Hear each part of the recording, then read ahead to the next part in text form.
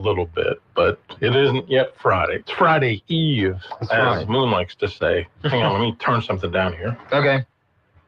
Yeah, I mean, There, that's better. okay. I was thinking I was going to have to say some stuff. I didn't know how long it was going to take you. Well, sometimes if we have the other microphones on, then it kind of picks up silent noise. Well, it picks up noise. Yeah. You can kind of hear it. It sounds more hollow. We don't want that. No. We want to sound our absolute best for our audience because we love you. Crisp audio. That's right. Crisp and clear. So, good morning, everyone. I'm Al Quartermont. That's Stephen Maxwell. Our phone number is 442-8255 on the BOM Bank talk line. No guest today, so we will just be talking with you throughout the morning, and we always look forward to that with all of our great callers. If you've never called before, why not do it today? I'm sure there are a lot of people that, should I call? Yeah, call. Absolutely. We love hearing from you. Yeah. Whatever you want to talk about, unless it gets weird, we want to cut you off. That's right. Can I gloat a little bit? Can you what? Gloat a little bit? Absolutely, if you want to. I don't know that I should, though. What are you gloating about? Because there's still almost half a season left, but... Oh, my God. You're going to completely ruin any mojo they have. My Brewers swept the Dodgers. Swept! Who's a Dodgers fan out there that you're taking a jab at? We've got a couple. They know who they are. But think about it. The Dodgers have a payroll of like $350 million. Oh, my gosh. Here we go. If you factor in the deferred money, it's probably closer to like $500 million. And the Brewers, their payroll is like $120 million. Oh. Well, it's baseball. It's weird. You can win a couple games here and there. Yeah. And the Brewers are less talented. Brewers got absolutely crushed in New York in the season opening series, and their pitching looked terrible. They held the Dodgers to 4 runs in 3 games. Did you say we're halfway through the season? Actually, a little more than halfway. That's insane. Yeah, after Sunday, then they take the All-Star break. The All-Star game is Tuesday, and then it's the second half of the season. But they're already past that halfway mark in terms of number of games. They played over 80 games or whatever. 81, I think it is, or 82. Yeah, so... I root for the Brewers. I don't know anything that's going on, but I always hope they win for your sake. Speaking of the All-Star game, they're going to be doing that automatic balls and strikes system. Oh, cool. Which they've been testing out in the minor leagues with pretty good success. They tried it during spring training, and I really liked it too. Basically, if you're a batter and you don't like the call, you just tap your helmet, and then they go to the booth review, and it takes like 2 seconds, and then they decide if it's a ball or a strike. I don't like it. I like human error in baseball. I'm not joking. Like, there's just something about the umpire right there. Do you like human error in football? Yes. Even when it's a catch? Yeah. Hey, it made it in. Still, I talk about it to this day.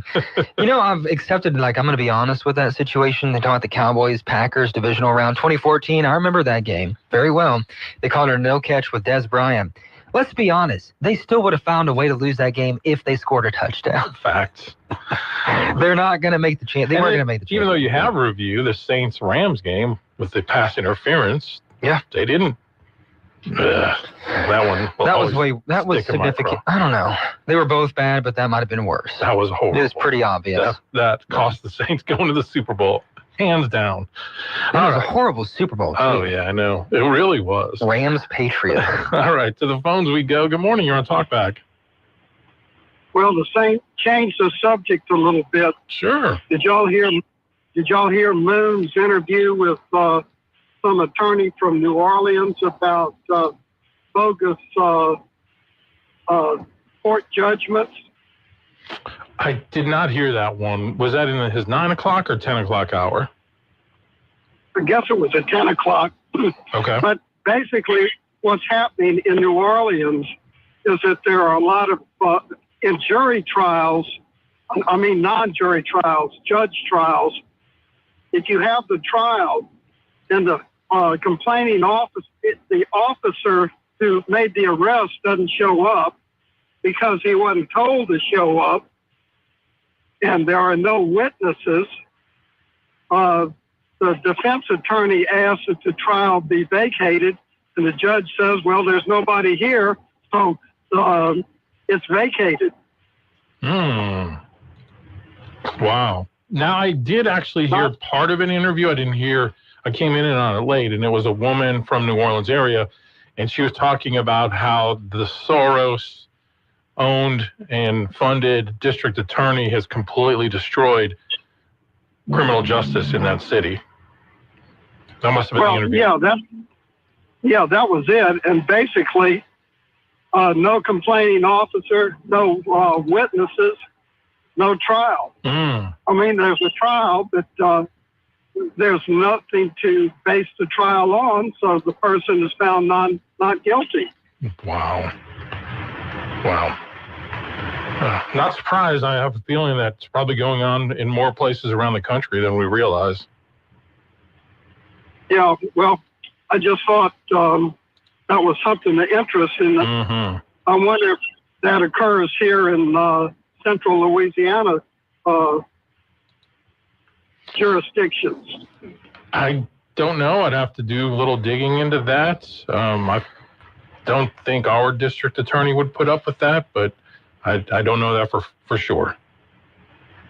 Well, maybe one of your drive-by listeners will chime in.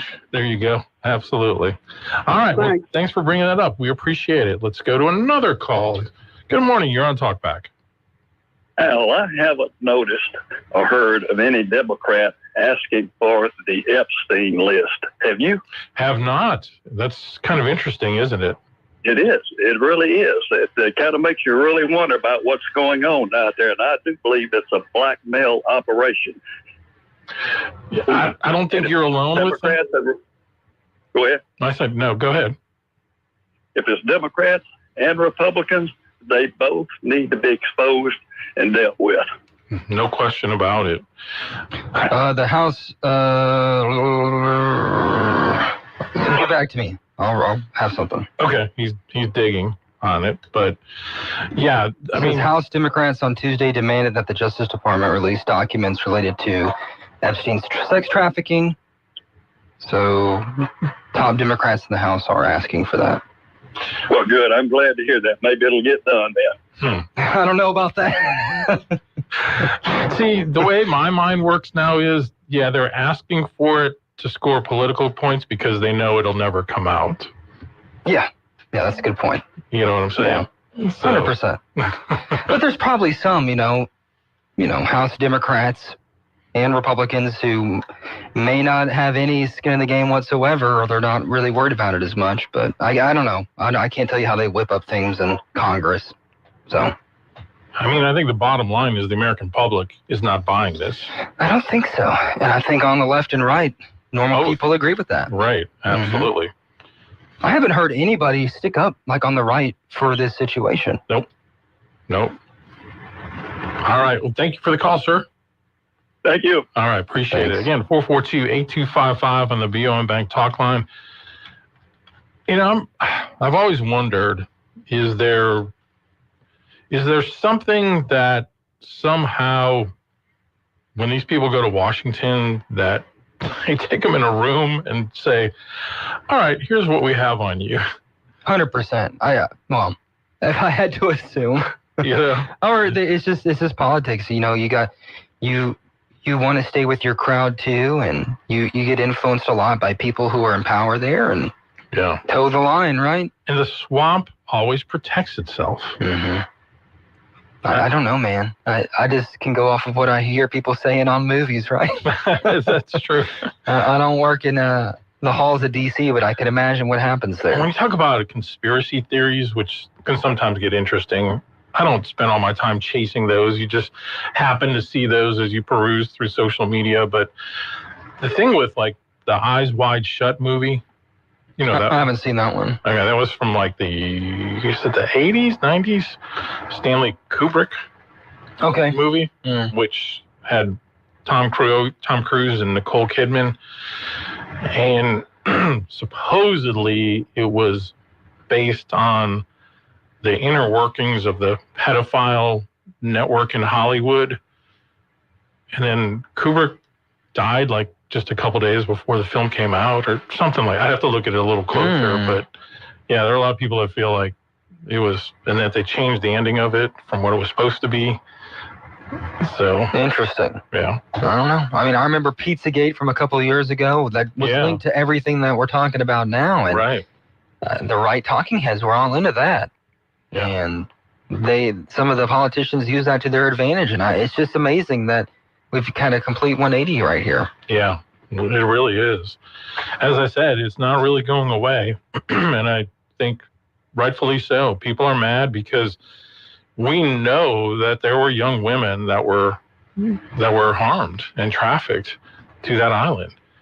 I mean, why is Ghislaine Maxwell even in jail if not?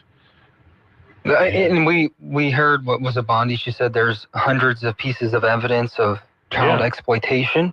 I feel like we have some charges somewhere for that. Was it just Ghislaine Maxwell and Jeffrey Epstein? Hard to imagine. Hard to imagine. And something's going on. We probably will never know now, unfortunately. But I saw a clip of, I can't tell you when it happened, but RFK Jr. was talking to Jesse Waters on one of the Fox shows. And Waters asked him, like, have you been on Epstein's play? He's like, yeah, I was on it twice. And it was like, he said something to go to Rapid City and some other place somewhere in the West to do some sort of recreational thing with the family. But he was calling then, he goes, but we need to release all the information on this because there's stuff out there. And now we're here. So we're just seeing all sorts of evidence come up or old clips come up that just doesn't match anything remotely close to what we were expecting. Not at all. Well, hopefully you're expecting a good show here today, and we'll deliver that for you. But we need to take a break first here on Talkback. Talkback is sponsored by The Clinics with 27 providers and 3 locations. Someone can see you today. Stick around. More of Talkback is on the way. This is a Bloomberg Money Minute. The U.S. is wrestling with how to generate enough power to run the AI boom. Now in Ohio, regulators have ruled that data centers will have to pay for some of their energy requests, regardless of whether the electricity ends up being used. Ohio is a key data center market. Swiss cocoa grinder Barry Callebaut cut its sales volume guidance for a second time in months as inflationary pressure squeezed consumer budgets and demand. Barry Callebaut has seen sales to chocolate manufacturing clients decline. Cocoa bean prices are down more than 30% this year, and higher production is expected in the season that starts in October. But chocolate makers are still clearing expensive inventories. President Donald Trump said the U.S. would start tariffs of 50% on copper imports starting August 1st. The president also issued a new round of letters imposing higher tariffs on countries. Yesterday on Wall Street, though, gains right across the board. Futures this morning have been fluctuating. Gina Cervetti, Bloomberg Radio.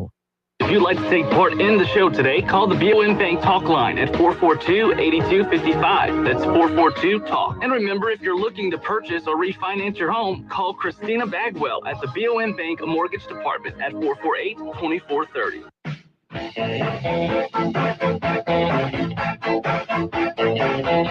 Now back to Talkback, 970 AM, 104.9 FM, KSYO. All right, we're back. Alan Stephen with you here on this Thursday morning, 442-8255, the BOM Bank Talk line. Following up with one of our calls that we had, I saw the Hayride this morning has an article, headline, New Orleans District Attorney declined nearly 40% of felony cases in 2024. Court records reviewed by the Center Square show a pattern in which defendants in Orleans Parish initially facing multiple felony weapons charges had the vast majority of those charges dismissed, often as part of plea deals that resulted in minimal jail time and little long-term supervision. The district attorney there is Jason Williams. It was revealed last week that they refused nearly 40% of felony cases in the last year.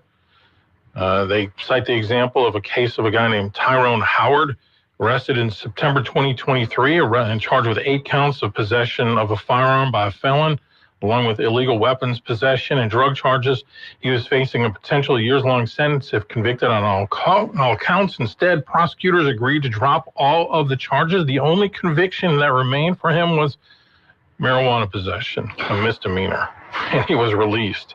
And then they just go through and talk about another one. A guy named Jeremiah Williams faced 9 counts of firearm possession by a felon, ultimately pleaded guilty to a single low-level offense. All the more serious charges were dropped. Just 2 weeks ago, Williams was indicted for second-degree murder, as well as possession of a firearm by a felon.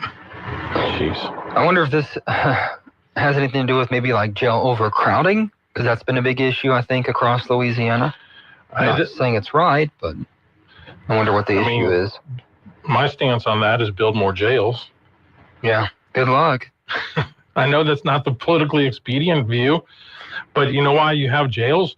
To put people in them that commit crimes. Mm-hmm. And this thing that we've gotten into where we say, well, we don't have enough space, so we'll just give you a lesser charge and it's insanity, especially when we see the crime rate continue to be high. And look at the case in Pineville a couple weeks ago that shocked that community. Why was that dude even out? Mm-hmm. Right? One of the most gruesome crimes I've heard of here. Yes. And those people are still alive, and I hope they can get some good help. I mean, me too. Thank goodness they are. I'm sick to my stomach of this. We just have become so soft on crime because we put the rights or the thoughts of the criminals before the victims.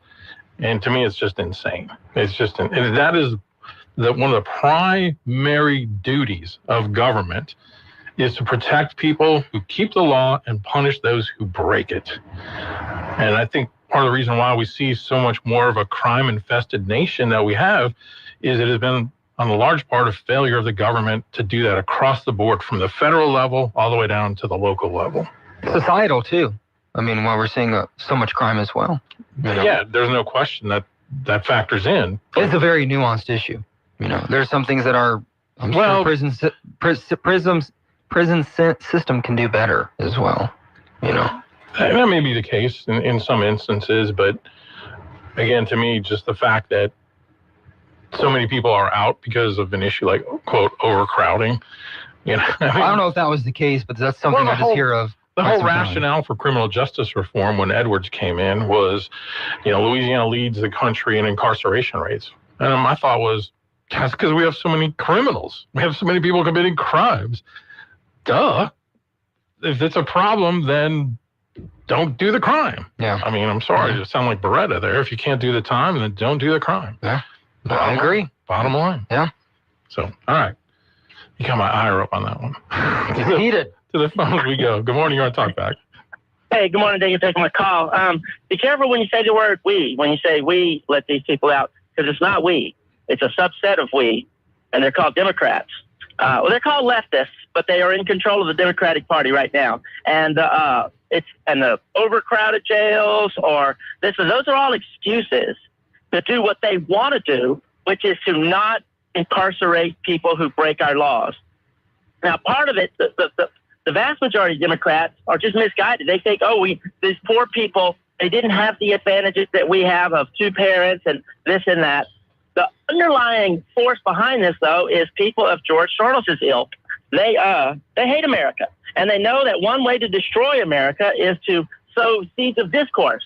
And you don't do that any better than by making life difficult within our society, by releasing people who are hardened criminals. That's it. We don't need to play around. You vote for more Democrats, you get more crime because the people behind their party want that. That is their primary goal. Now they'll come up with, all kind of reasons why, but I mean, are you committing a crime today? Either of you? Not planning to, no. No, you won't. And even if you're confronted with a situation where the opportunity presents itself, you won't. If men were angels, the quote from Federalist 51. So we need to realize this is an idea. This is a belief system problem. And this problem, people are suffering because of a bad belief system that is espoused by one half of our voting public. And when we see it that way and deal with it at the ballot box, then the argument comes within the Republican Party, and then we can hold Republicans to account. I don't know exactly why the guy got out in Pineville. I don't know that story. But I promise you the people in Pineville are not hardened leftists looking to undo Western civilization because they think that the Westerners are imperialists. Mm-hmm. So, anyways, thanks for letting me speak a piece. Y'all have a great day. All right. Thanks so much. I mean, it's a real issue, though. Jail overcrowding. I don't know if it's leftist propaganda on that, but like in the Caddo Correctional Center in Shreveport, they have zero room. whatsoever. I mean, maybe we could address the root cause of that problem. If criminals if criminals commit crimes, I get it. They need to be punished. But there's an issue in society too that we can all work to better. We can't just say, oh, well, that's the way it is, and let's throw them in jail. And then recidivism is so high in the state of Louisiana. They go back to jail. So there's things that we can maybe do and be realistic to maybe find a solution to that as well. I don't know what that is, I mean, yeah, I hear that as an ideal to be striven for. And sure, that'd be great, but that will take generations to reverse. Yeah, I agree. Let's start somewhere, Yeah. But we just can't assume that poverty's going to go away and that we're going to assume the resulting crime is going to go away from that. There's a lot of things we could do better as a society. I think poverty is often blamed, but I think more than that, it's not taking advantage of the educational opportunities. And some of that may stem from people coming from one-parent households, but Dr. Ben Carson came from a one-parent household of poverty. So you can't ultimately use that as an excuse to me. Now, we know that there's correlation there. Correlation is not always causation, but how do you reverse that? And I talk with people, I know people that are teachers, and the frustrations they have in some of the public schools they'll tell you a lot of those kids could not care less about learning. And how do you fix that? How do you change that? Because if you are in a poverty situation and you work hard in school and you accomplish something, you will succeed in life. You'll get scholarship opportunities. You'll go to a good college. You'll be able to find a profession to provide for a family. That's how you break out of it, ultimately. So what do? I don't know. I don't know. I wish we had the answers to that. And in Louisiana, we had one answer. The governor wanted the Gator Scholarship Program to get kids out of the poor performing schools. I mean, to me, maybe that's it. Maybe there needs to be more accountability with some of these schools in areas where they're not getting it done. Is it the educator's fault? Is it the students and the parents' fault? It has to be figured out, I would say. But in the meantime, if you have kids that are like, I want to learn, I want to go to school, but the atmosphere that I'm in, I can't learn there. It's not conducive to learning. Mm-hmm. And you have a chance to give them another alternative, but our Senate president says, well, we don't value that because we got to put our money towards these other stupid pet projects. That's what makes me mad. But at the end of the day, it's still government intervention, like a lot of people on the right don't want. I mean, you use your tax dollars to go to a private school, Still government dictating what you do. But at least there's a good result. So you're saying it's important for us to use our taxpayer dollars for kids to go to school? Yeah. So. Hey, I've homeschooled my kids and I still pay my taxes. Yeah, I hear you, man. I understand. So I could tell you, and I know you sacrificed to make that happen. Yeah. Yeah. For sure. Yeah. And I saw that where the Trump administration is talking about a federal tax credit that could expand school choice programs. I think that's part of them undoing the Department of Education, which since they established the Department of Education, all of the measurements of American education have fallen dramatically. Mm-hmm. So sending the money to states as block grants that they could use to do things like expanding school choice, I'm for it. I think the money has to follow the student, not the institutions, not the school systems. Could create some competitiveness for the public schools too. Absolutely. Yeah. But we don't pay, and this is another thing too. Do we pay teachers enough? I mean, the stuff they have to put up with. Do we pay police officers enough too to be psychological officers as well? No. I feel like in many cases the answer is no. I'm not going to say in every case, because you're going to have teachers that aren't performing the way they should. You're going to have police officers that aren't performing the way they should. But with a little competition, maybe they get weeded out. So I don't know.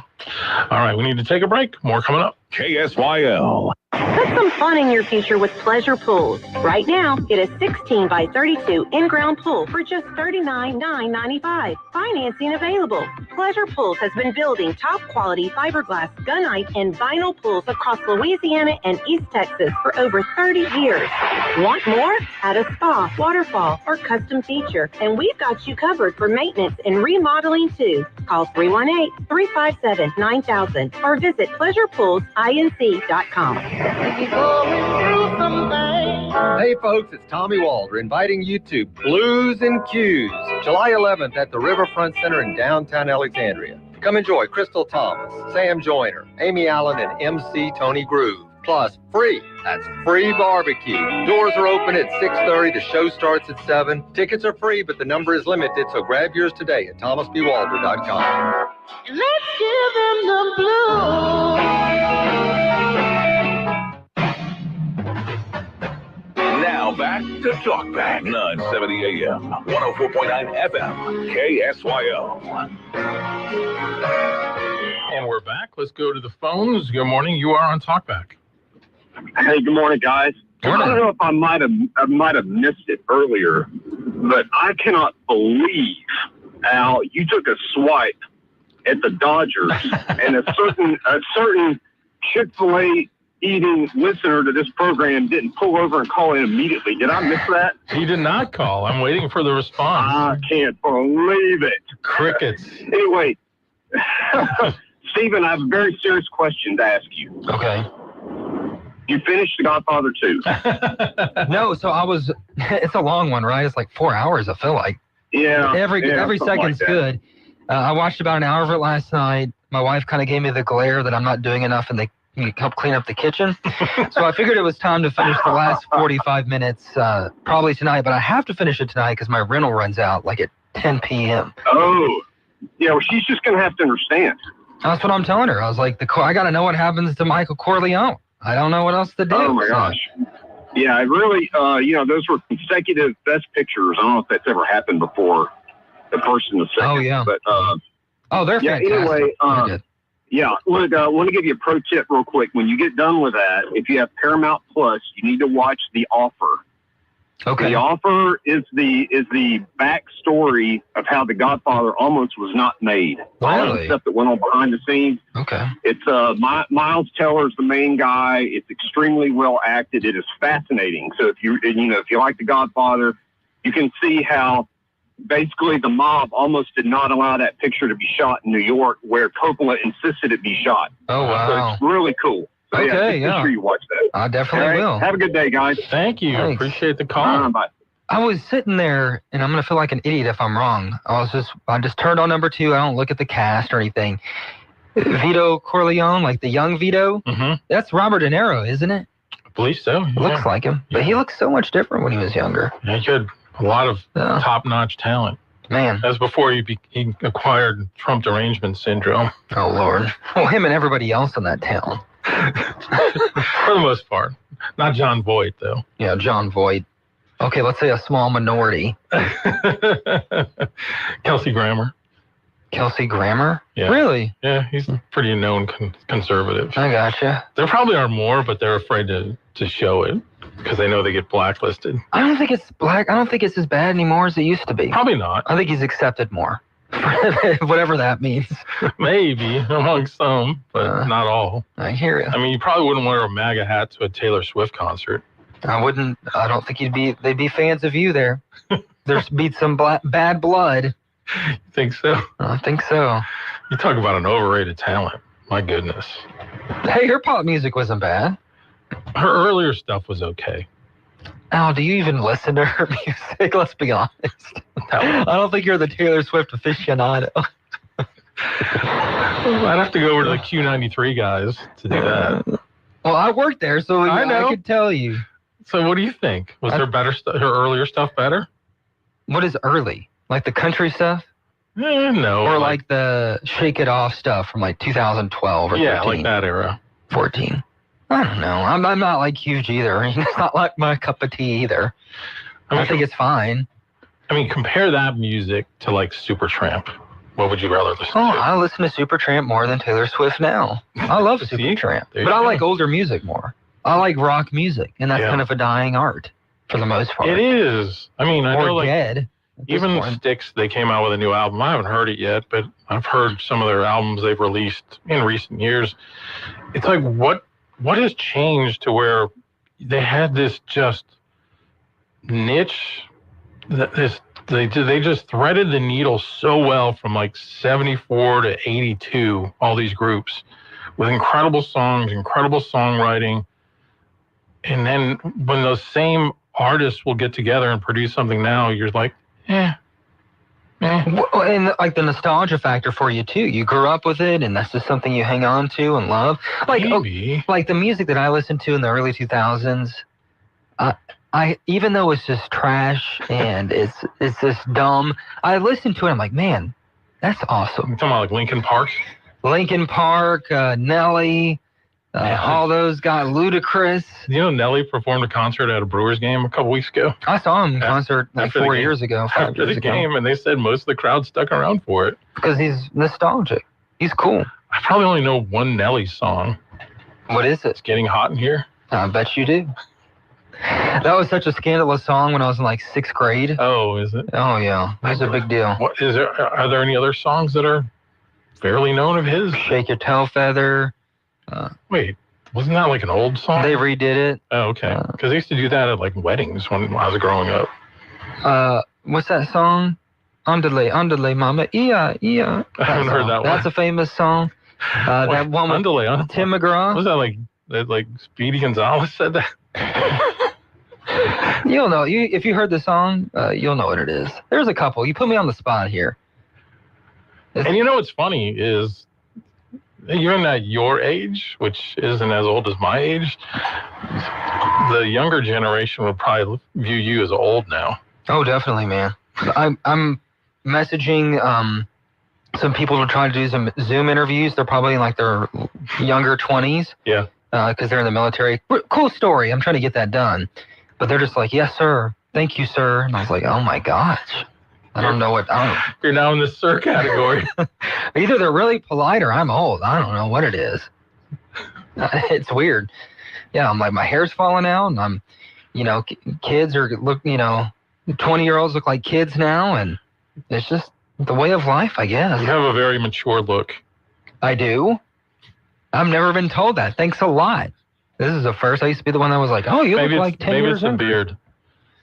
I guess. I say it's the receding hairline. As long as you keep the beard short, I think it looks good. Yeah, I keep it fairly short. Don't like it scruffy. No, I've never been a beard guy, though. You sound like my wife. I'm like the Yankees. I No- thought about no shaving beards. it all the way down this morning. I was like, no, I'm going to keep it. I'm going to keep it for now. Looks good. Or maybe like super stubble. Even Captain America grew his out. You just go through phases in life. Me too. I never had the beard phase, though, because anytime I even remotely tried, it just looks terrible. Oh, okay. So- Did you give it enough time? Maybe not. You got to give it time. Do you? You should try it. I'm going to be interested to see how it looks. It'd probably be all gray now, though. That's fine. People dig the gray beard, man. I'm actually looking forward to that. I ain't worried They about no dig it? gray hair. It'll be fine. Well, I've already got the chick department locked up, so I don't need to do it for that reason. Well, people think you look white. Like when a man starts to look a little bit older, it's like a good thing. It's like, as the Bible terms it, hoary hairs. Hoary. Means gray. I must have skipped that verse. I don't know where. Was that like Leviticus or something when I looked over it? There's a song where it talks about like when hoary hairs my temple adorn. I'm trying to remember that song. Probably somebody out there knows it, but yeah. Hoary. I'm gonna be careful what I say. There are just some awkward things that I don't know if it's the translation or just a different time, but there's some awkward things you could read. Talking about in the Bible? In the Old Testament. Yeah. Hoary means grayish or white. So. Well, you got a head full of hoary hair. I do. That's what she said. Talkback is sponsored by The Clinics with 27 providers and 3 locations. Someone can see you today. Stick around. More of Talkback is on the way.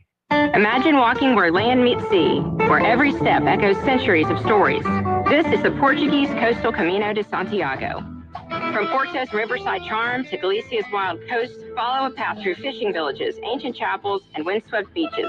Walk the Camino. Feel the call. It's more than a journey, it's a transformation. Join our small group, escorted by Christine and Father Joy in May of 2026.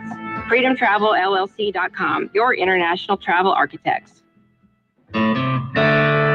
Now back to Talk Back. 970 AM, 104.9 FM, KSYO. Okay, quick break. We are quickly back. Alan Stephen with you here on this Thursday morning. See where the Department of Education for the state is launching a formal review of the state's K-12 physical education student standards, aiming to strengthen the role of physical fitness in promoting lifelong health and student success. Amen. The Bessie Board approved the review during its June meeting as part of a policy requiring standard updates every 7 years. Last was updated in 2017. And they have applications for citizens who are interested in serving on the standards review committees. They're looking for physical education teachers, administrators, school system staff, higher education faculty, parents, and community members can apply by July 31st. I think, I don't really know what's exactly in there, but I think that's one of the biggest problems that we're facing in America is we need to get kids out there exercising, go outside, feel a little danger in life, like just live in the world, because we got a lot of them coming up now that are just, their social activity is on the phone. And I know I work in social media, so it's kind of weird saying that, but it's gonna hurt us down the road. I'm 100% convinced of that. They said the review will focus on updating standards to strengthen the progression of foundational physical fitness skills across grade bands, ensure developmentally appropriate motor skills and motor patterns, embed expectations that support high-quality instruction for all learners, and integrate health-focused outcomes that promote wellness. Make America healthy again, right? And I hate to generalize, everybody, but I feel like my generation was like the last. Parents were like, go do what you want to do and come back for dinner, Yeah. Like, we need more of that. We need to be outside. We need to have some activities besides TikTok, Snapchat, and Xbox Live. Yeah. Or God, maybe I am old. Or Switch. Switch. When we were kids, the Switch was something you cut off a tree and you got a whipping with. You've been waiting to say that. Now the Switch is a video game device, a handheld video game device where the kid gets captivated for hours. I hear you. I don't know.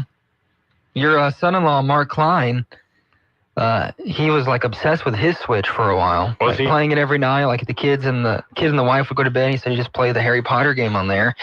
And I was like, also, I like Harry Potter. Let me try it out. And I played for like 5 minutes, and I just couldn't do it anymore. Really? This is not my thing. Yeah. I just can't do video games. I've never been able to do video games. Yeah. I mean, if I do them or if I ever did them, it was for a short time. The only one I liked, some of you guys out there will remember this, the old Intellivision system with baseball. I liked playing that one, and you hit a home run, and the crowd was like, it was so funny. If I would play video games, I would want to go to Wayback. Yeah. Just something fun like that. Right. Yeah. Those are cool.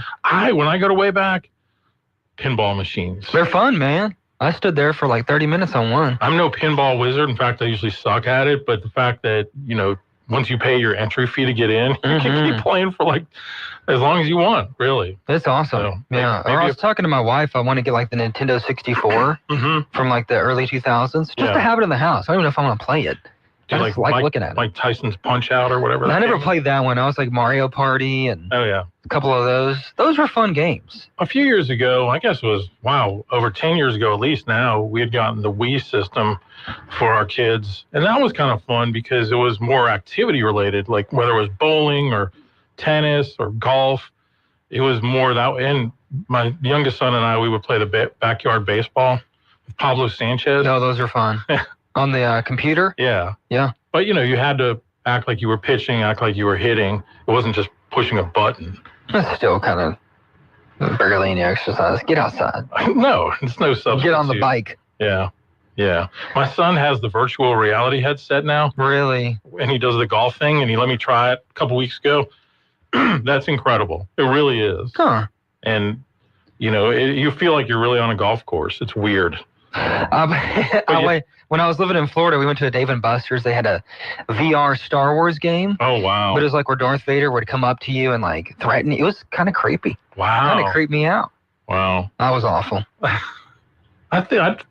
So do you have like your own lightsaber and you're like battling? Yeah. Oh, man. That's pretty cool. Now that would So be we do cool. like video games. Just depends. Back everything we said. Right, exactly. Situational liking of them. I guess so. But my son was playing his virtual headset yesterday, golf, and the dog, because she, like around 6 o'clock at night, she's always hungry, even though she's been fed. It's like once you feed her, then she like can't stop eating. Sure. It's crazy. But he had his little joystick thing out, whatever. The dog thought he had food, and she came up and like kind of like licked his hand and messed up his shot. He got so mad. I was dying laughing. Oh my goodness. So, all right, we got much more coming up in hour number 2, including your phone calls. So we'll look forward to that as we continue along here on a Thursday morning with Talkback on KSYL. All right.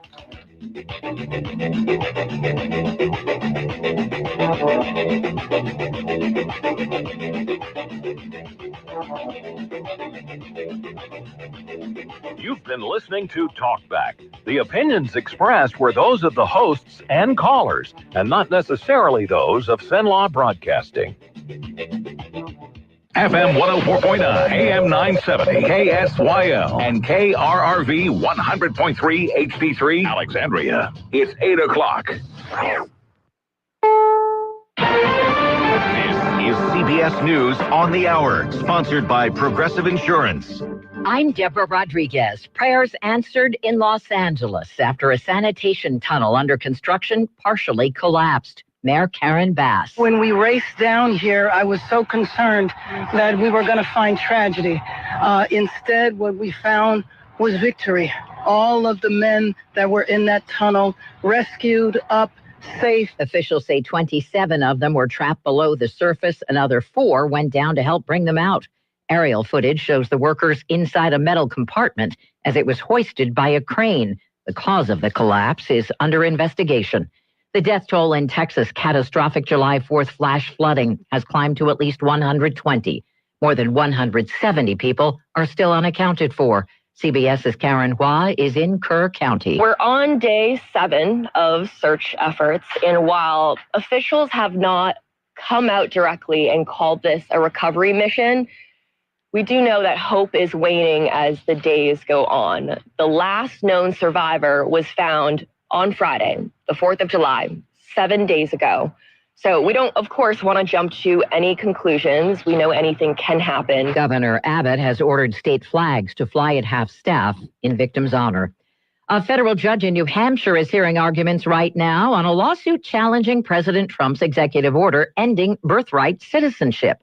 CBS News legal analyst Thane Rosenbaum. In her dissenting opinion in last week's Supreme Court decision lifting nationwide injunctions, Justice Sonia Sotomayor wrote that the remedy for mothers soon to give birth to children is to join a class action lawsuit, which would essentially accomplish the same thing as a nationwide injunction. Ford has issued a recall of hundreds of thousands of cars and trucks because of a problem that could make engines stall. WWJ's Jeff Gilbert. Ford has had 6 complaints of fuel pumps failing in certain models of the F-150 pickup, Mustang, and Lincoln Aviator. That can lead to a number of problems, from rough running to an outright engine failure.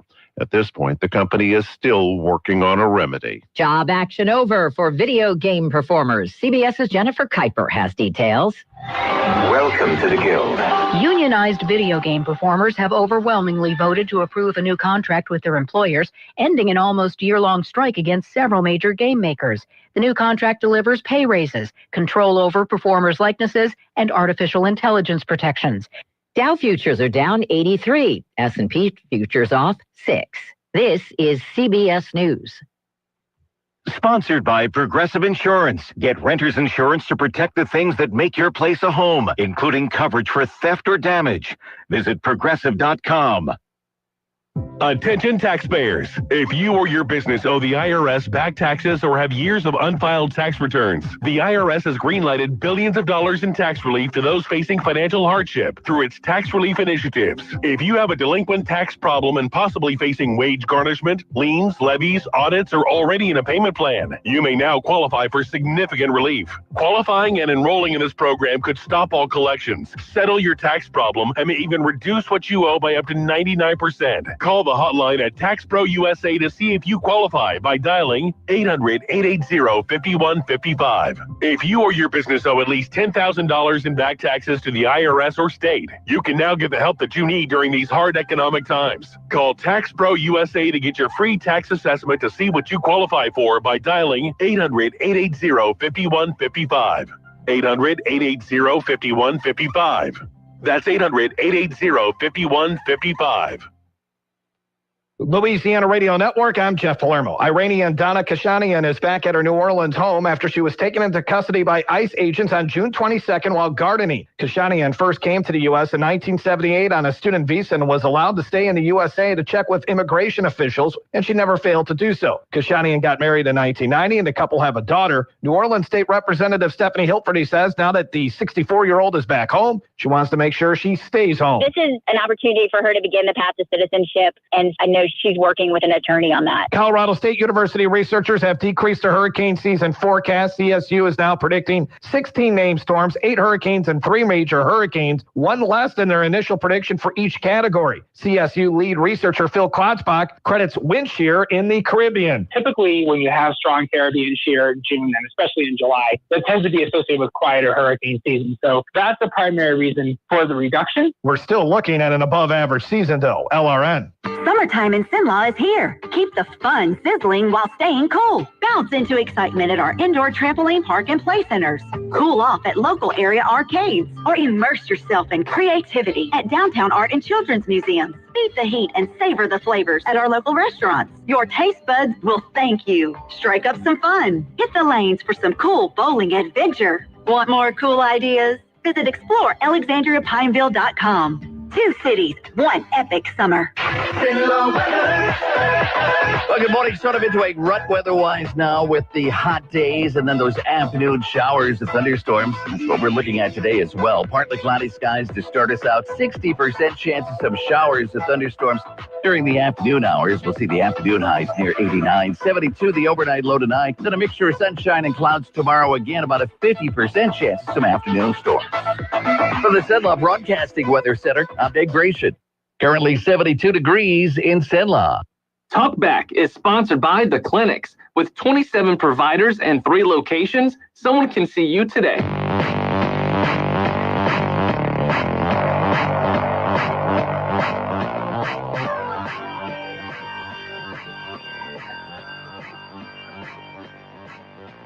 It's Talkback, Central Louisiana's longest-running talk show.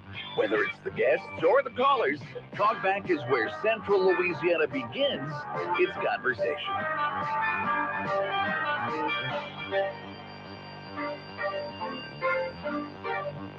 All right, we're back here on your Thursday morning. Al Quartermont, Stephen Maxwell with you at 442-8255.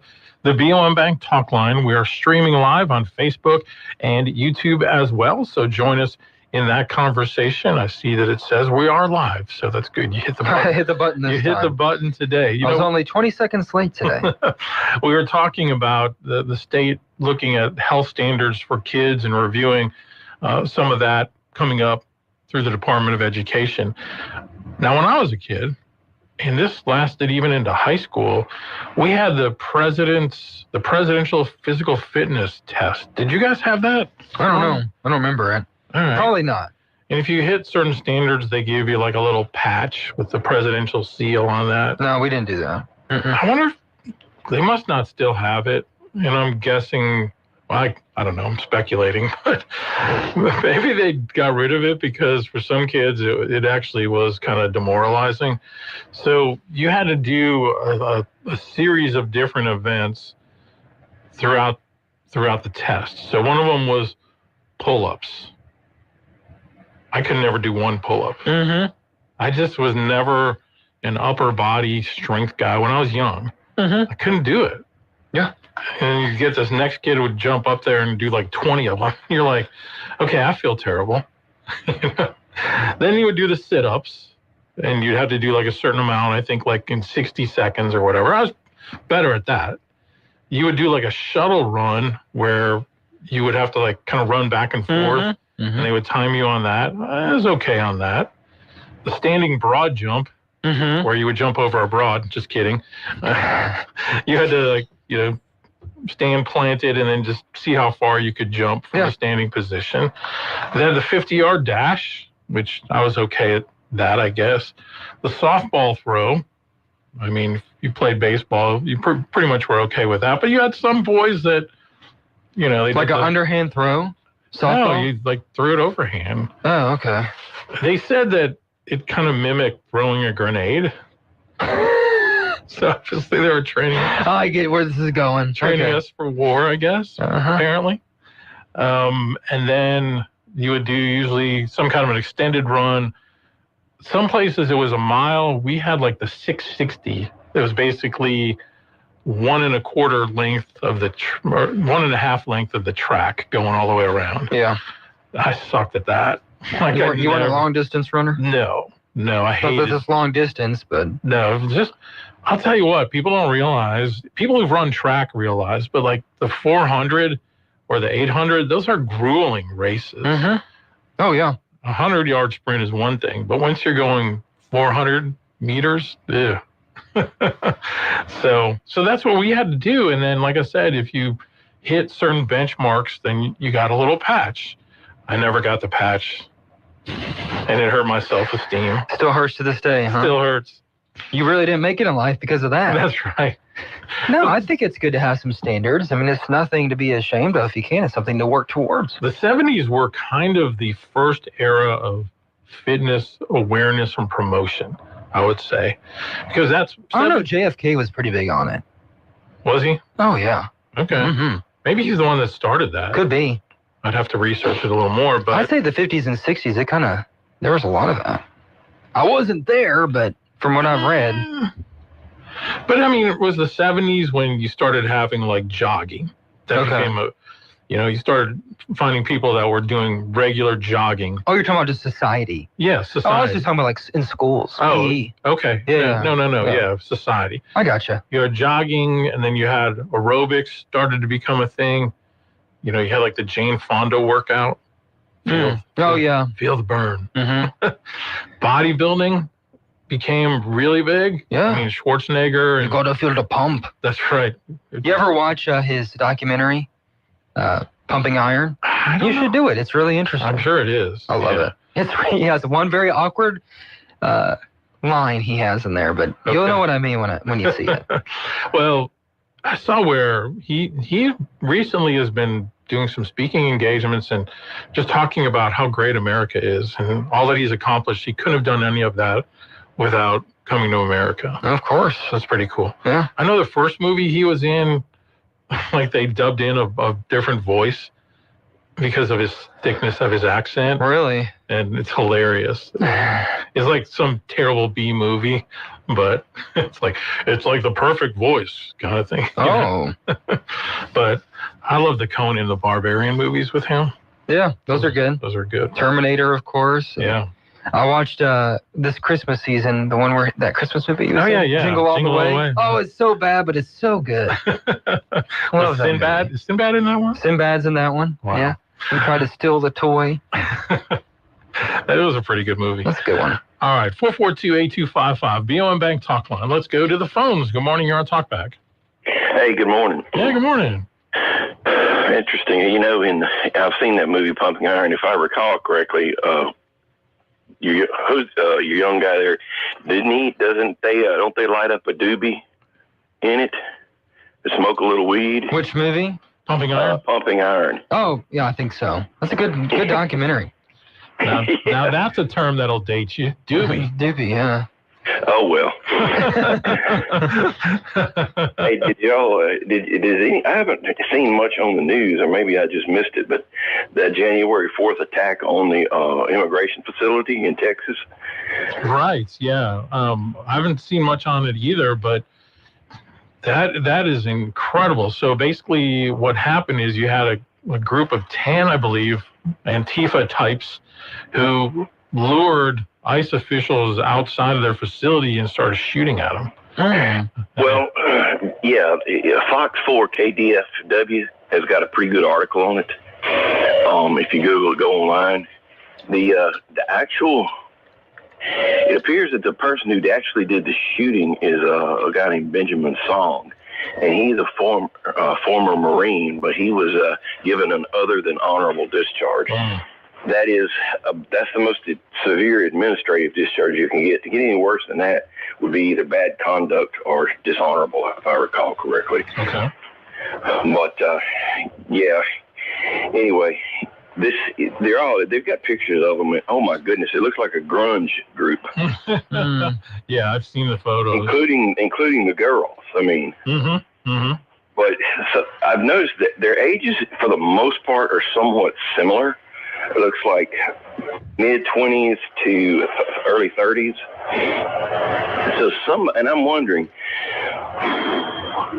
somebody has to be funding these people. Yes, no question about it. So why are we not? Yeah, going to the source. That's a good question. Maybe this one will lead people to start doing that. I think when you look at even like Antifa, I know they've made threats against ICE in Portland and all of that. And Holman came out the other day and said, basically they can pound sand. They're coming whether they like it or not. So. Wait, say that again. Tom Holman, who's the head of ICE. Yeah. He said they're coming. Yeah, I do think that the immigration, they should concentrate more on those that they know are criminal here. Not just the simple, not Juan and Maria, who are, slipped across in their work. Right. He's working construction. By the way, the biggest percent of illegal aliens here, as far as workers, it's not, everybody says, oh, who's going to pick the crops? Less than 25% of farm, I think, workers are illegal. The construction is where it's at. Dallas, Houston, all around the country, anywhere there's a bunch of construction going on, go roll up there. Yeah. Go roll up to a job site and tell me what you see. Yeah. Now, that's a sad testament to Americans. Oh, absolutely. And I've heard people say, well, if we've got these people getting Medicaid that should be working, then why don't they do those jobs? Here's the thing. Again, you have to have a work ethic to do any job well. So it's not just a matter of saying, okay, you got to work and here, do this job, and they're going to do it well. I doubt it. I don't think that in any way justifies keeping them on public assistance. Don't get me wrong, but you've created your own problem because now you have people that have no desire to work, have no understanding of how to work, have no ethic for working. I appreciate people that want to come to this country and work and earn a living and make a better life for themselves. And I've said all along, we need to have a better immigration system that facilitates things like that. It's beyond time for us to overhaul our immigration system. It's been a problem for years, and people that have tried to do it the right way, tried to do it legally, they get screwed while you have millions and millions of illegals that come in. So we've got to do better. It's a very expensive process, a very long process, and it's getting more expensive. Yeah. It's just unattainable for a lot of people. Well, I will tell you that one of our guys, the only guy that works for me, that work on offshore, he married a gal from the Philippines. They met online, and then I think she came over here once, and he's gone over there several times. They got married in the Philippines. Wow. And he goes back, 2 or 3 times a year. They're processing the paperwork, but it's been a long, hard road. Wow. She's, I'm trying to remember she has a degree in something. But yeah, why would that not be a fairly simple process for her to come here? Absolutely. It's too hard to come here legally, and it's way too easy to come here illegally. Right. Absolutely. Not anymore. The legal's a little bit harder now. That's true. It is. That is true. That's true. Hey, and it didn't even take a big bill in Congress like Biden said it would take. No, it didn't. But you are correct. We need a better guest worker program, and it should. And H-1Bs are for people with, that's for computer engineers and all that kind of stuff. Yeah. That's not for somebody who's going to be a plumber or something. Right. Although we probably need more plumbers. Well, you can make I tell you what, whenever you're, and this is what people don't think of. They never think about their septic system until it goes south. True. And you got a problem. So, all right. Thank you, man. Appreciate the call. Right. And obviously, you have firsthand experience with this, given that you're married to a legal immigrant who's now a citizen. She's a citizen. I mean, honestly, us getting married complicated the process. Did it really? Everyone's like, oh, that'll help speed it up. I was like, no, it slowed it down. Really? It's because of name changes and court dates and trying to do the same, all that at the same time. Yeah. But I think it took my wife like 8-9 years to become a citizen. Wow. 7-8 years. And she is the epitome of what we want to come to this country. Yeah. I mean, I have a lot of opinions on this, and I'm just very careful about them. And some of my opinions are stronger than people that I know who came here as an immigrant. So on the other, it would be the opposite of what you think. Like, I don't see the purpose of deporting, like he said, the people trying to make their way in life to find something else. I don't, the argument, well, they're illegal. They're committing crimes because they came here illegally. It just doesn't really resonate with me or a lot of Americans. I think part of the American dream is coming here, making a life for yourself. They want to do that. Imagine putting yourself through the trouble and the danger, a very dangerous situation and process to get here even illegally. I mean, the things that I've had people tell me they've seen when they came across the border, it's unimaginable. Right. But it's that important to them because they want to have a better life. Imagine trying to protect your family. It just that argument doesn't resonate with me. I get what you're saying, and it might be the law, but some things just have to change, like you said. It's a very hard process. Where I think it becomes a problem is when people come here and then right away they're put on public assistance, including insurance opportunities that people have busted their asses for 60 years don't even get. That I have a big problem with. I know a lot, and I don't know any that are getting that. Okay. I just don't see it. Yeah. And a lot of them pay when they work here. They pay into Medicaid and all these different programs and do not receive that benefit. So it's a lot of this is exaggerated. Maybe so, and that's what I'm saying. Though it would take. It's high time that we have a complete overhaul and to fix it all. But then what do you encounter? All of the politics of Washington. But there are cases like you were talking about. You see like the New Yorks and other cities where they're giving them, free stuff and all that, and put them in hotel rooms. Yep. That's a different situation. Absolutely. But the majority of people who come here in that manner, this is not the case. And they commit crimes significantly at a lower rate, which I know you probably disagree with me on, than actual Americans. If you commit a crime and you're an illegal alien, absolutely deport. It's a no-brainer. Most of even the immigrants would agree with that. It's just I think it's a different animal whenever we're going after families and breaking apart families that are just trying to live in a safe environment. We can say that, but would you say that to Rachel Morin's family or? But it's you can't throw the baby out with the bathwater too. Like, it's just because of one isolated situation, horrible instance, doesn't mean that everyone else should be punished for it. Americans commit way more murders than illegal aliens. I feel bad for her. That man should have his day in court, and he did. We just don't lump everyone in the same thing all the time. I get it. I've heard the argument about they commit less crime, but are we actually getting honest statistics on that? Is what I'm saying. I mean, you could say that with everything, right? I don't know. I just go by what we're hearing. I mean, that's a narrative that's developed. But it kind of makes sense too. You think about it, you might walk on eggshells. Well, if you think about it, though, every person that is here illegally has already committed a crime. But that's the argument.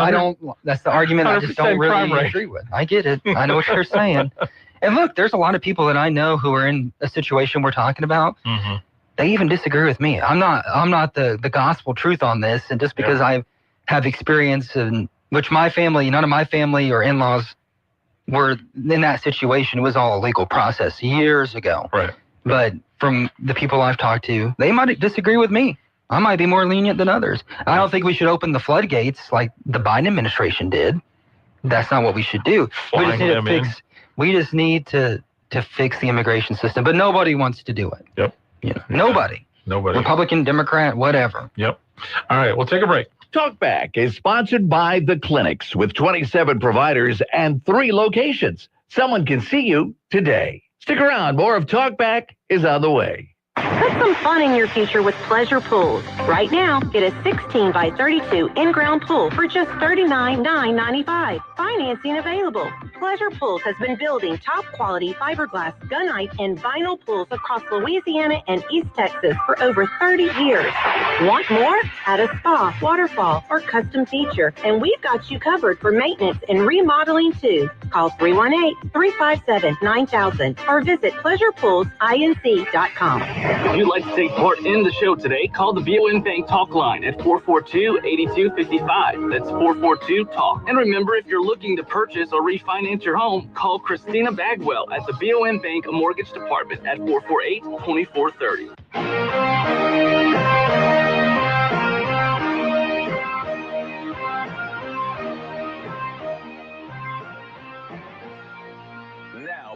To Talkback, 970 AM, 104.9 FM, KSYO. All right, we're back. And I heard Louisiana Radio Network, they had a story this morning about that Iranian woman who had been taken from her home in New Orleans by ICE last month. I guess she's back home.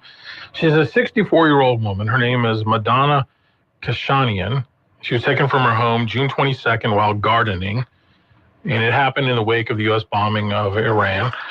Kashanian was set to be deported back to Iran, but Monday she was released following national outcry and outreach from elected officials from both parties, including New Orleans Republican State Representative Stephanie Hilferty, who said, "I offered to help gather letters of support from the community. I was able to get those to Congressman Scalise's office and able to get those to the administration."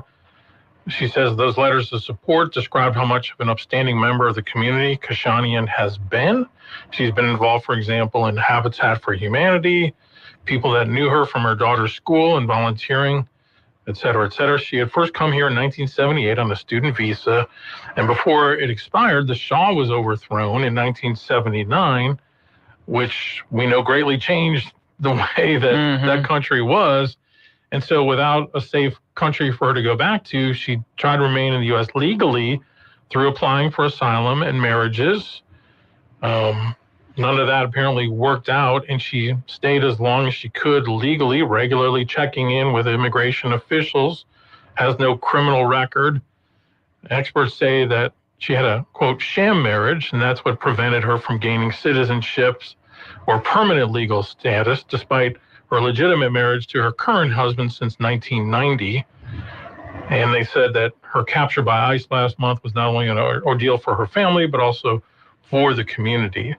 But apparently they've reversed the situation there. So I guess that is one example of what you're talking about. I think the bigger problem, too, is the changes that we see from administration to administration. Yeah. I mean, we give TPS to temporary protective status and asylum, political asylum, for immigrants from one country. Right. And then 2.5 years later, the next president says, well, that country's better now, or we like this country. And it completely changes, and it just puts these lives on seesaws, constant seesaws. Yeah.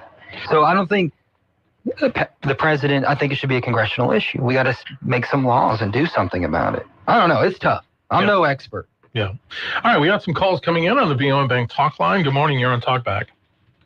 Good morning. Good morning. This is Tom over here in Pineville. How y'all this morning? Good, sir. How are you? Oh, old, short, fat, and ugly. Hey, but you're above the ground, so that's good, right?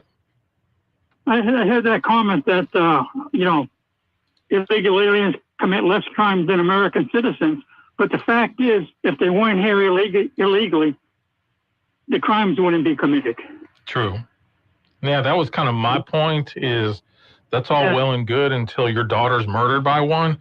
And then it doesn't matter if it's only 1 in a billion. That one. Yeah, 1 is too. Yeah. One rape, one murder is Isn't that the classic liberal line? If it can just save one life, isn't it worth it? Except that life's not born. Yeah. Okay, I get it. I'm just saying, like, how many legal immigrants come here and end up committing a murder one day? Like, do we just stop legal immigration? I don't get the argument. You know what I'm saying? Well, the difference is the IL before legal. Yeah. Well, it just depends on the administration, right? Well, that's pretty clear right now. Exactly. Sure. Like, what do you do? Yeah. Well, the administration changed, but the wording in the law doesn't. True. There you go. All right. Thank you so much. Thank you very much. All right. Definitely the enforcement has changed. That's for sure. All right. Good morning. You're on Talkback. Good morning, Big Al and Big Steve. This is Big C talking to you. What's How up? y'all? How are you? I'm trying to make it. But look, Steve, I know you're not much. I was both a police officer and a federal correctional officer. I don't know if you know this, the Communist Chinese along with the Iranians, they've got sleeper cells here because of Biden. And I think there was something with Biden. I think he was a Manchurian candidate. And I don't know if y'all listen to Jesse Kelly. Our system has been taken over by the communists. And I think they're in both parties by the way they're acting. And I know there was a local news live comes on right after the midday news. And they had a case last week where a guy was a Purple Heart recipient that served in the Army, got shot up. He was an illegal, but I don't understand that. So he self-deported. And caught the tail end of it, so I don't know where he was from, but that was unbelievable. And the only problem both of us have, Steve and Al, is this. It's like the first caller. They came here illegally. If you don't have laws and you're not going to obey the laws or follow the laws, then we'll have lawlessness. And that's what we're having now. And Trump's trying to get rid of them. I'm sorry that lady from Iran got caught up in that. I'm sorry for the Purple Heart recipient that fought for our country, and he's self-deporting because he doesn't want to be deported. But if you join the Army, I thought you had to be a citizen, or if you fought, I thought that would give you citizenship because you're fighting for a country, you know, and but we better just be aware. And one more thing I'm going to leave y'all with. Big Al, you and I, we're in our 60s. I think you're very 60 yet. I'm not quite there yet. Getting close. But it was just something different for us, Al. And Steve didn't grow up the way we did. We had the prayer, the pledge. I had the Negro National Anthem and the National Anthem. There's just no more pride in America and stuff. You don't know where I grew up. We definitely did that. Oh, you did? Okay. Yeah, I'm from the country. The countryest of Louisiana countries. Yeah. I hear you, Big Steve. You're from the. But that's a lot of our problem with America. Jesse Kelly's right. The communists have just invaded. I think there's 45 things that the communist Chinese, not communist Chinese, but it was the Russians said that they could take over America without firing a shot. And they've done it. We're a godless country now. Y'all are not godless. I'm not godless. But the country is. And we've got to turn back to God so we can have our God-given rights back. I understand. I just have one thing, and I hear this a lot, is, you know, if we allow or if we allow some illegal aliens to stay here and find a path to citizenship, we're going to have a land of lawlessness because we don't follow law. I just don't agree with it. I mean, there might be a case like that. I just think that if we give people a path to citizenship who have been here, who are trying to make a better life for themselves, deport the criminals, I don't think it's going to create this snowball headed for hell situation where everyone breaks the law and we'll never have standards anymore. Well, I agree with you on that, Steve, because I've worked with some legal immigrants when I was working at McDonald's, and they work hard. And, of course, all the farmers and all like that. I wish they would go to the farms, take a picture of these guys, fingerprint them and everything, and do it that way. But the outcry is, oh, no, they're all here illegally. We got to get rid of all of them. And like I said, there's some good people here illegally. They're trying to do the right thing. So I agree with you on that. Yeah, there has to be a way biometrically or some kind of way. We need to fingerprint them, take a picture of them, and say, well, look, you're working at this farm or working at this hotel or something. But we need to know and be able to track it. Yeah. All right. Well, thank you for the call. Appreciate your thoughts. We need to take a break. Talkback is sponsored by The Clinics with 27 providers and 3 locations. Someone can see you today. Stick around. More of Talkback is on the way. Bloomberg Money Minute. Delta Airlines issued a new profit target for this year after pulling the goal 3 months ago. CEO Ed Bastian said that travel in the U.S. is climbing back after approval of President Donald Trump's tax cut and spending package and progress in tariff discussions. Delta is the first major U.S. carrier to report quarterly results, and the report points to a greater sense of confidence in the rest of the year. President Trump said the U.S. would start levying a 50% tariff on copper imports starting August 1st, and the president also issued a new round of letters imposing higher tariffs on countries. Stocks rallied yesterday on Wall Street with gains ranging from around 0.5% to almost 1%. Nvidia became the first company in history to touch the $4 trillion market value milestone, briefly hitting that level. And the Nasdaq hit a new record high yesterday. This morning, the stock futures have been fluctuating in a narrow range. Gina Cervetti, Bloomberg Radio.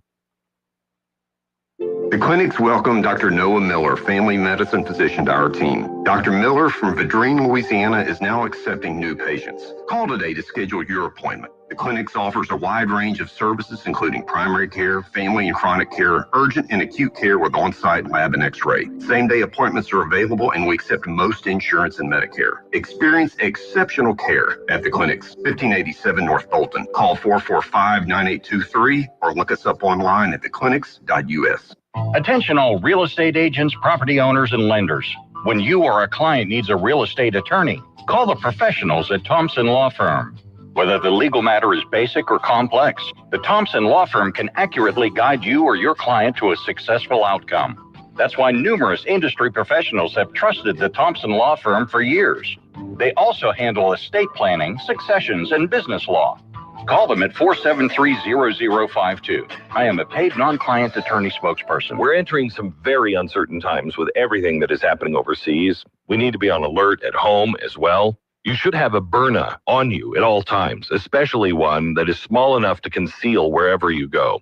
Meet the new compact launcher. It's touted as the world's smallest, less lethal pistol launcher. The same size as a smartphone, but it has all the firepower that you need to stop an attacker in their tracks without dealing with a mental or financial repercussion of using a real firearm. These are equipped with tear gas and kinetic ammunition. It's designed to stop somebody right in their tracks and incapacitate them for up to 40 minutes. The compact launcher is perfect for women who want protection but don't want to really carry a firearm. And if you're traveling this summer, Byrna is legal in all 50 states. It requires no background checks and can be shipped directly to your door. Byrna is proudly American with every unit that is hand-assembled in Fort Wayne, Indiana. So visit Byrna.com today and find the right launcher for your family. That's Byrna.com. Well, good morning. Sort of into a rut weather-wise now with the hot days and then those afternoon showers and thunderstorms. That's what we're looking at today as well. Partly cloudy skies to start us out. 60% chances of showers and thunderstorms during the afternoon hours. We'll see the afternoon highs near 89. 72 the overnight low tonight. Then a mixture of sunshine and clouds tomorrow. Again, about a 50% chance of some afternoon storms. From the Cenla Broadcasting Weather Center, I'm Dave Grayson. 74 degrees in Cenla. 970 AM, 104.9 FM, KSYO. To take part in the show, call 442-8255. That's 442-TALK. All right, we're back here on Talkback. Al Quartermont, Stephen Maxwell with you on this Thursday morning. We've had some great calls today. Let's continue those. Good morning. You're on Talkback. Hey, I just want to give some feedback regarding the veteran that was just mentioned. Mm-hmm. The reason why he doesn't have citizenship is because he's committed crimes. And even if you're a Purple Heart recipient, if your crimes, and I think they involve drugs and violence, I don't remember the specific charges, but he's self-deported because he knew he had violated his terms of being here. Yeah. So good on him for having a moment in his life when he served his country well. But even a veteran with a Purple Heart that's here as a privilege, as a guest of our nation, shouldn't have an opportunity if he's going to commit crimes. The second thing is, I'm sorry, you always catch me on my morning walk. Okay. Steve, I just want to caution you. I think you're committing the same offense that you're accusing others in terms of lumping everybody into one thing. You see everybody good and lump everybody in with that good, and you accuse everybody else of seeing everybody as bad and lump them into that bad group.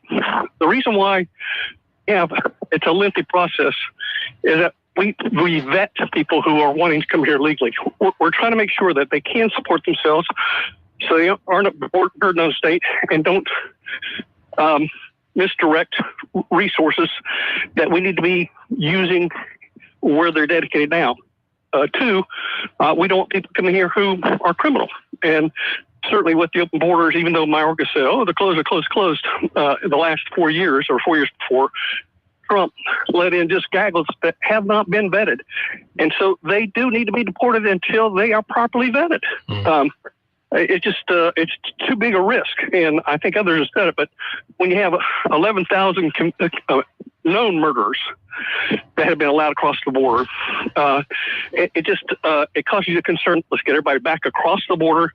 Let's bring them back in an orderly process. Let's make sure they're not going to become a burden on the state. Let's make sure they're not going to, they haven't shown a history of violence which could threaten the safety of our people here in the United States. So it is complicated. And I do believe with technology, the process can be expedited. But, it's a lot different trying to vet someone in the United States where we have the communication systems that we have as opposed to someone from Venezuela, Honduras, just anybody in Central America, essentially, where they don't have the sophisticated services and communications systems that we have here in the United States. So, it's not perfect, but right now, let's obey the law. Get people that are here illegally back across the border, get in line, find a way to expedite processing of their claim, and see if they do meet the criteria for coming in, and if so, we'll let them in that way. Otherwise, I just don't have a lot of sympathy for people that are saying, hey, they're all good people. Let's let them all in. Even if they are all good people, let's let them all in. Let's do it an orderly way that comports with the law. I mean, I understand everything you're saying. I get it. There's no right answer because no one's come up with one yet. But I mean, if you're talking about a burden on a system, all the money we're spending to deport a lot of people, I mean, that's a burden on the system too. It's a lot of money. But this is now, ICE is now one of the most expensive police forces out there now. After this bill. Well, it's a burden that's been brought onto us by a president who did not observe and enforce the law. I don't care what president. I don't really care what the president did. I'm just saying what the situation we're in now. Well, I agree with you on the open borders. We've got to do it. We wouldn't have had to, this would not be a burden on us if he hadn't done that. I mean, that's the whole point. We don't just say, you get a mullet because someone was stupid and did the wrong thing. So now, we just don't spend the resources to make it right now. No. Because he did that, we don't give him a mulligan. We get it right, and unfortunately, it's going to cost us. But once we get it done, set in place right, then the cost burden goes down. Sounds good. All right, thank you, sir. I just don't know if that's your opinion on what is right, and I get that's a lot of people's opinion. I just don't think that's right in my opinion. That's all I'm saying. That's what I'm saying. Differing opinions. Yeah, but I appreciate the call. A lot of it makes sense. I get what everyone's saying. Yeah. I just have a slightly different opinion. I don't agree with the Biden administration's immigration policy. That's not what I'm trying to say. I'm just saying. Heck of a job our borders are those 4 years, huh? Kamala, yeah. All right, we need to take another break. More calls coming up. Talkback is sponsored by The Clinics with 27 providers and 3 locations. Someone can see you today. Stick around. More of Talkback is on the way. Dentures. You can't live with them, and you definitely can't live without them. But what if we told you there's a better way? Today's Dental in Pineville is here to revolutionize your smile. Say goodbye to old-fashioned adhesives and endless appointments. They've made getting implants incredibly simple, low anxiety, and affordable for everyone. Picture this. In-office IV sedation administered by a highly skilled, certified nurse anesthetist, making the procedure low anxiety and stress-free. And the best part? Their multiple finance options make implants truly affordable.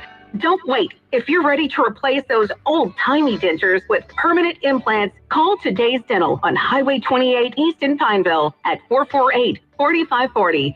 It's a general dental facility owned by Dr. Jonas Gauthier. That's 448-4540. Your perfect smile is just a call away. Today's Dental, because you deserve the best. Storms, tornadoes, power outages. It's the season, so get prepared. Get storm ready with Southern Air. Get a free estimate on a generator, the right generator for your home and family, plus 0% financing for 60 months with approved credit. Let Southern Air help you take the worry out of hurricane season. Take action now. Visit southernairnow.com and let us bear it. Or give us a call at 318-777-5555. Keep the lights on with Southern Air. 970 AM, 104.9 FM, KSYO. Now back to Talkback. All right, we are back, and let's go back to the phones. Good morning, you're on Talkback. Hello. Good morning. Yeah, good morning. Morning. The Democrats spent $20 million on how to speak to men, and then they step on their own tongue.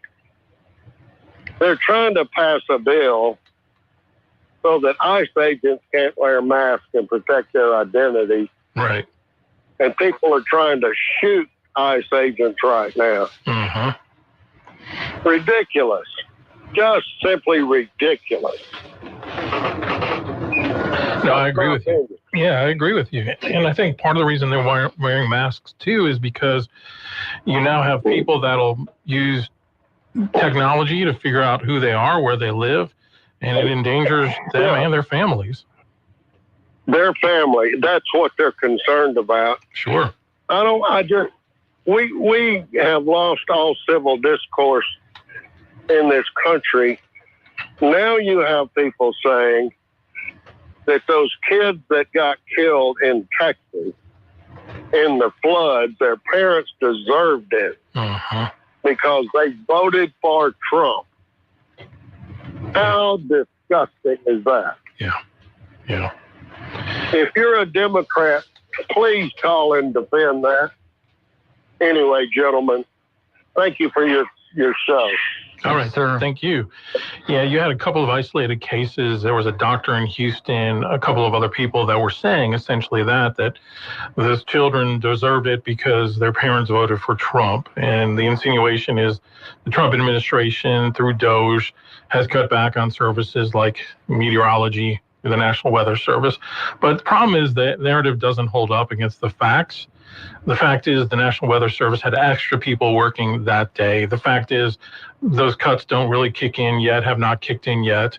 The fact is you had just some unique weather circumstances with a couple of competing fronts that merged together and essentially had that system just park itself and dump an unusual amount of rain. By the way, if you haven't checked out Tom Convica's post about this yesterday on Facebook, take a look at that. He says it really well, what really was going on there. You know, it's just at every opportunity, we find people always make things political. And it's really sometimes poisons the well of discourse in our country. The focus needs to be right now on the children, the families, and it wasn't just children, adults who lost their lives that lived along that river, were camping there, had their RVs there. I mean, it's just a terribly tragic story. Why give people the time of day who say stuff like that? Like, it's just ridiculous. Well, I think a lot of that is cable talk shows, social media. That's what gets clicks. That's what gets, eyeballs. I mean, to some degree, we do it here. We're going to talk about things that people are talking about, but it's just, I don't know. What about all like the cloud seeding we heard for hurricanes? Remember that? Well, cloud seeding is, again, a discussion right now, even with this storm. In fact, I was just looking at a post. The CEO of Rainmaker, which is one of those cloud seeding companies. Now, a couple of days before, they were saying that they were cloud seeding in that area, but that they had cut off a couple of days before. Now, in the latest, he's saying that they stopped their operations the day before. But then I see people that talk about what cloud seeding does, and there's no way it could produce something to that extent. So to me, a larger concern too, and CBS, I'll give them credit, they had this story this morning, is that the officials in that county were calling for the red alert system to go out as early as like 4 a.m. I mean, well before the worst of the flooding. And they even had the call between the requester and the person working in the emergency office or whatever saying, well, we have to get approval first.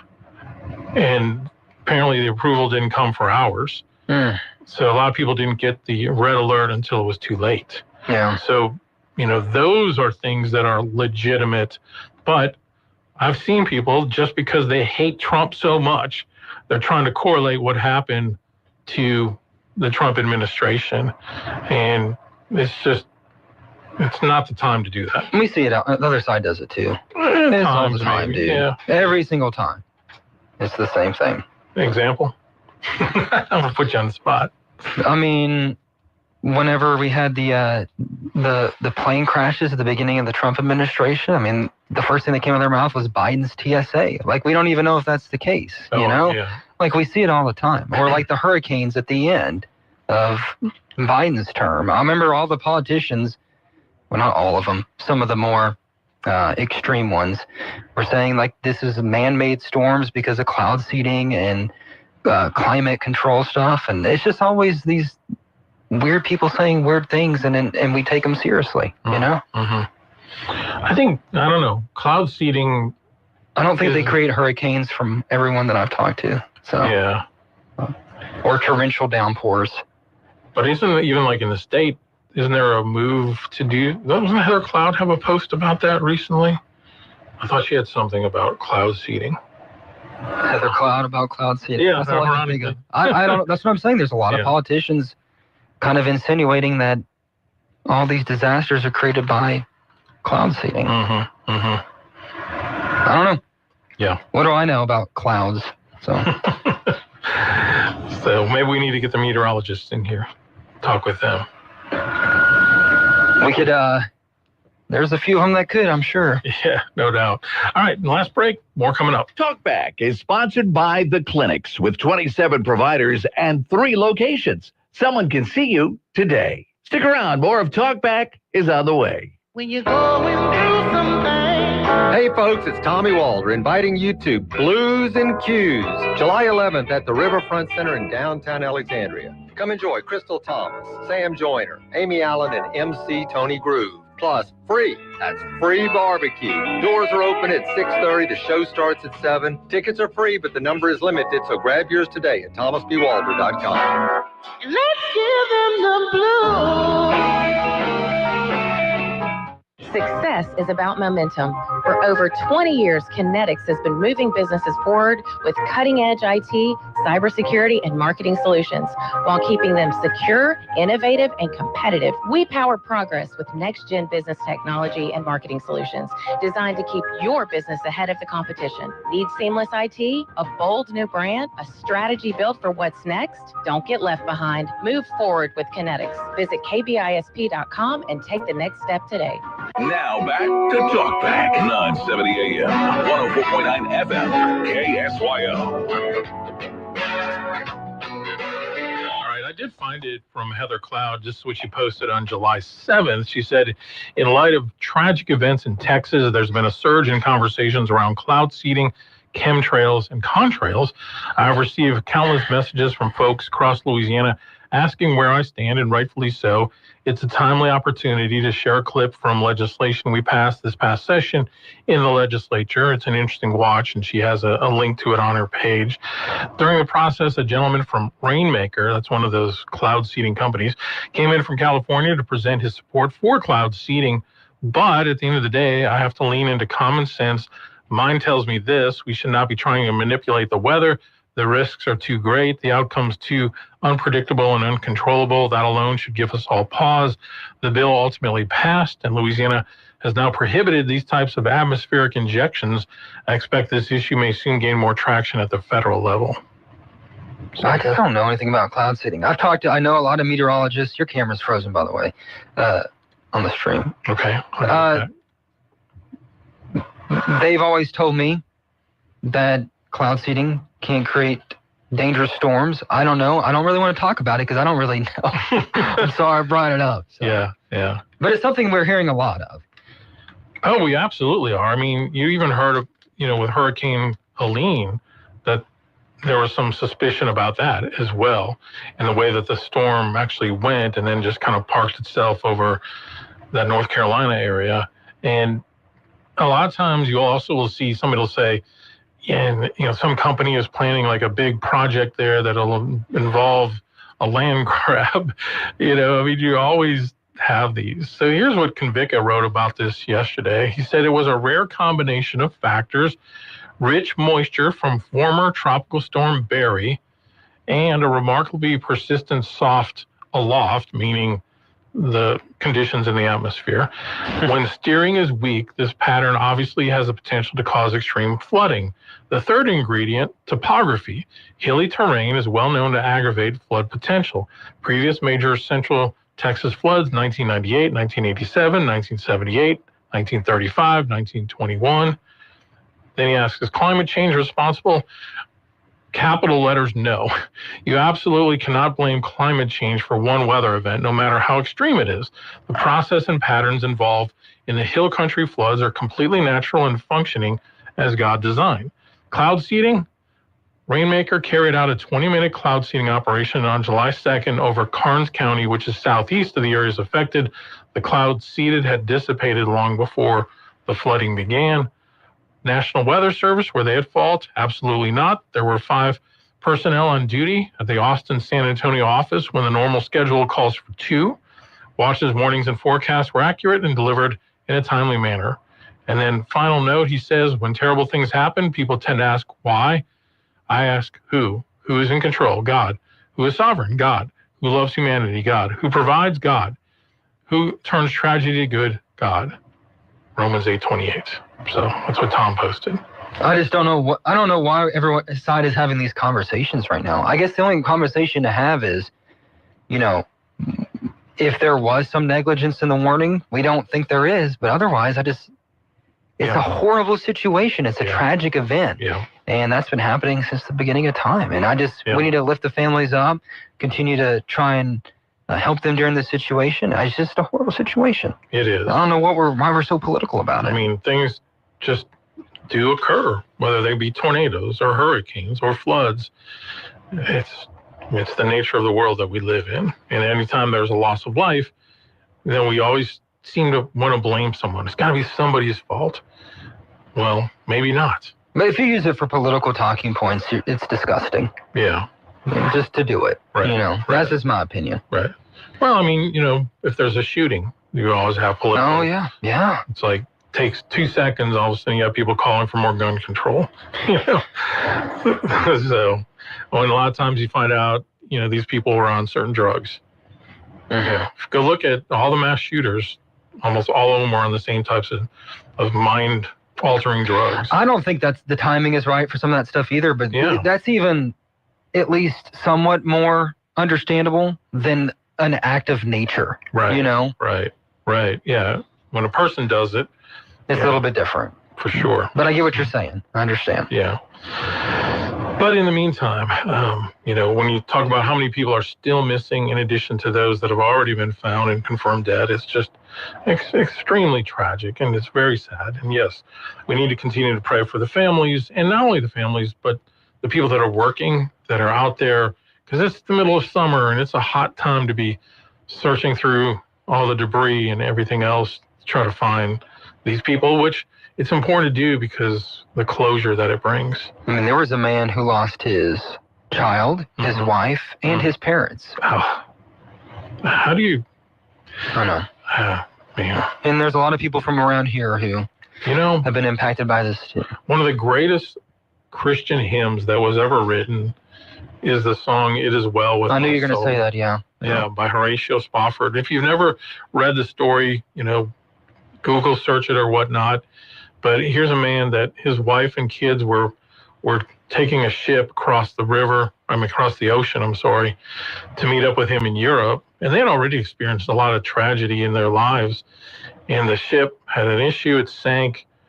She was saved, but the children drowned. And I thought she died too. Okay. No, she sent him a text, not a text, what do they call it? A letter? Not a letter. A telegram. Yeah, telegram. And all it had were 2 words on it: "Saved alone." Oh. And then he wrote that song. And the words are, when sorrows like sea billows roll, whatever my lot thou hast taught me to say, it is well with my soul. So I think for people that are in those tragic situations, that's where you can find your ultimate hope and comfort, is in your faith. And I hope for these people that they will. So there's been a picture going around. I don't know if you've seen it. It's like an artist rendition, probably was with AI, but it's Jesus in heaven, and all these kids are running up to him wearing their Camp Mystic shirts. Oh, it'll tug your heart. So anyway, great talk today. Fun discussions. We enjoy getting into these philosophical debates. And much more to come tomorrow as well. So, Stephen, hope you have a good day today out there. Get us some good news. I'm going to try. That's my goal. All right. Been listening to Talkback. The opinions expressed were those of the hosts and callers, and not necessarily those of Sen.